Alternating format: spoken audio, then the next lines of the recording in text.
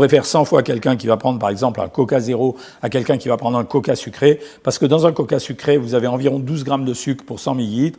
La boîte fait 33 millilitres, donc vous avez grosso modo 40 grammes de sucre, c'est-à-dire l'équivalent de 8 carrés de sucre. Et comme on a peur de l'arrivée du diabète, on préfère le monsieur qui prendra un Coca zéro tranquillement et qui risquera pas de développer un diabète ou de devenir obèse. Là, c'est pour tous ceux qui te disent oui, mais tu sais, tu ne devrais pas boire de Coca zéro, tu sais que c'est cancérigène.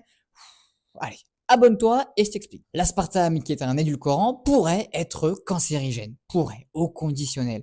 Et pour ça, il faudrait en plus le consommer en très grande quantité. Donc en fait, pour qu'un Coca zéro puisse te donner le cancer, il faudrait que tu boives, allez quoi, 100 litres de Coca par jour? Alors que le Coca normal, qui contient du sucre, là on le sait que c'est très mauvais.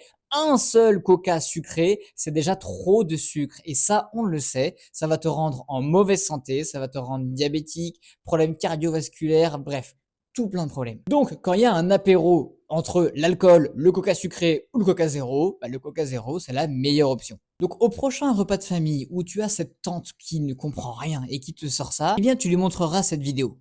Coucou! Et si vraiment tu veux aller encore plus loin, tout ça, c'est ce que je présente dans le projet Phoenix sur la formation santé. Alors va checker mon profil ou alors abonne-toi pour avoir plus d'infos.